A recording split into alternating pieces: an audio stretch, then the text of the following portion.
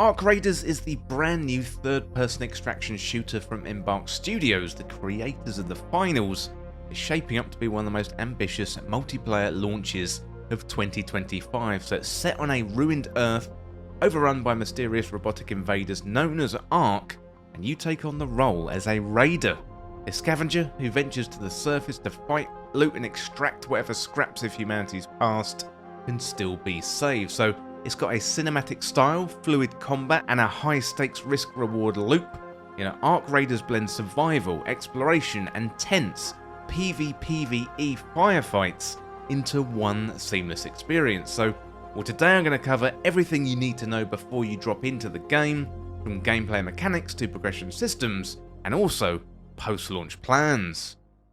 Well, first up, let's have a look at the premise and the setting. So Arc Raiders takes place in a world where humanity has been driven underground after a catastrophic invasion by the Arc, a relentless army of machines that now patrols the ruined surface of Earth.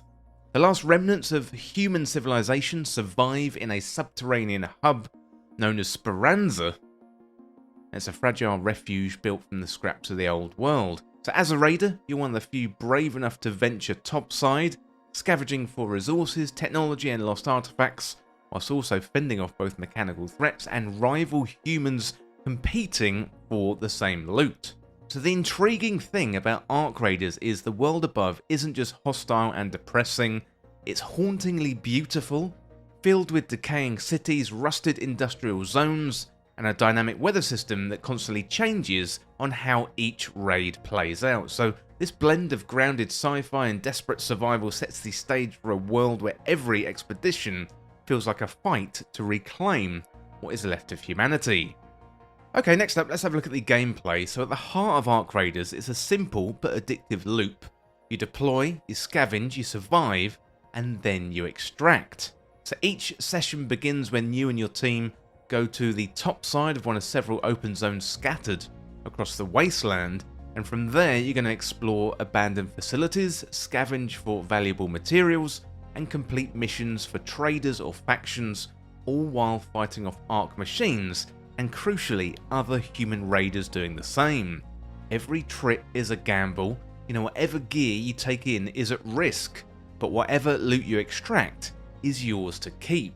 Success means safely reaching an extraction point before the time runs out, or failure can cost you everything. Once you return to Speranza, you can craft new weapons, upgrade your raider, and plan your next run with better gear and knowledge of the dangers ahead. It's a really tight loop of risk and reward that keeps every raid tense, unpredictable, and rewarding, especially when victory means making it out by the skin of your teeth. Okay, next up, let's have a look at the key systems and the mechanics. So Arc Raiders layers its tense extraction gameplay with deep systems that reward smart preparation and also adaptability. Your inventory management is crucial, space is limited, and the only items stored in your safe pocket are guaranteed to survive your death, forcing you to make tough choices about what to risk.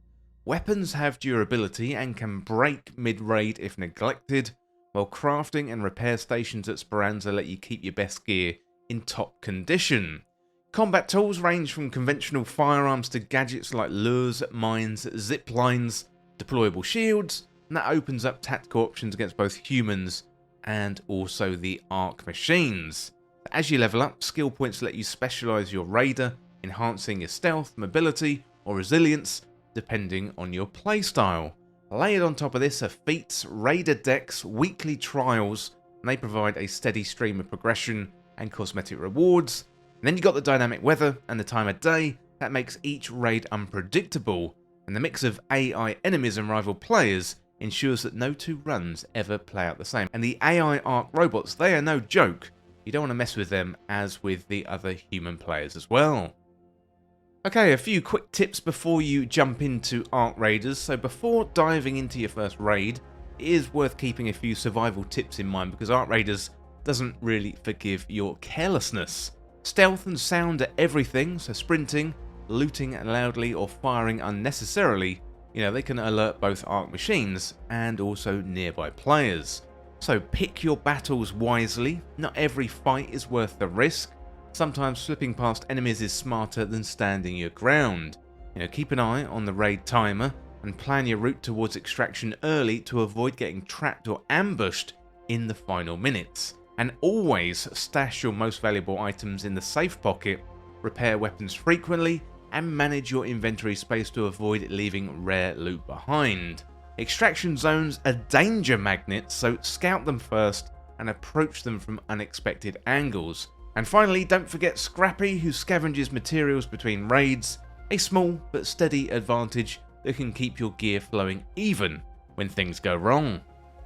Okay, next up, let's have a look ahead to the future with the post-launch plan. So, Embark Studios has made it clear that Ark Raiders isn't just a one-and-done release. It's designed as a long-term live service experience with a 10-year roadmap already in mind.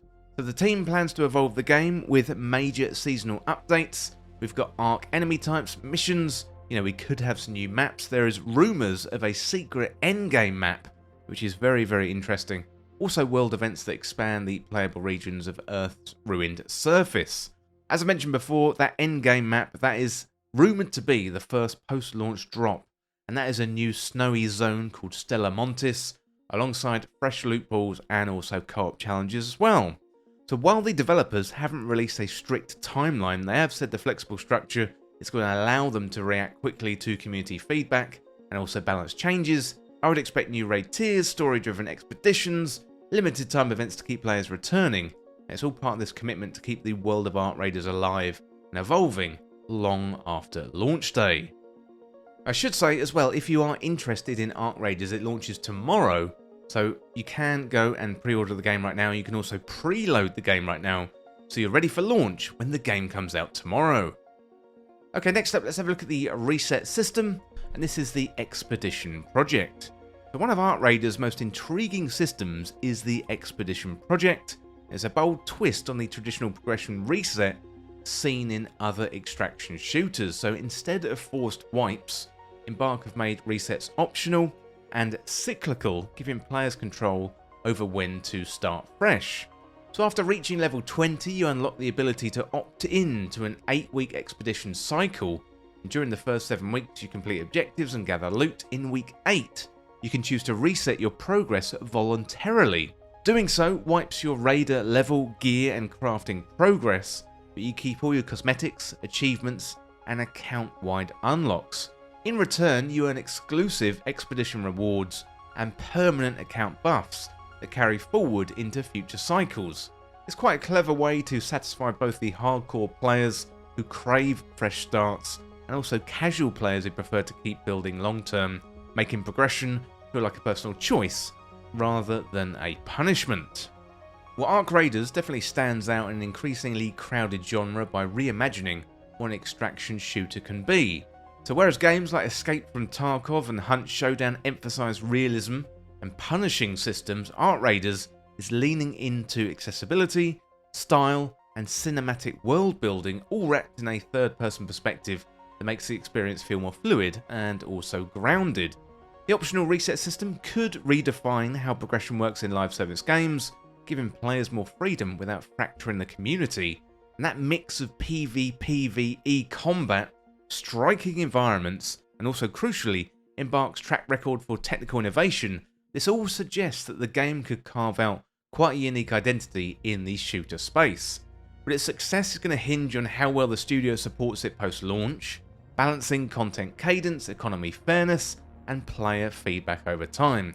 I would imagine there's going to be a flood of feedback on day one, so if Embark delivers on its promise to a living world that evolves over years, Ark Raiders could become one of the most compelling ongoing shooters of this decade. So Ark Raiders is shaping up really, really nicely. It's a world built on tension, teamwork, and the thrill of survival.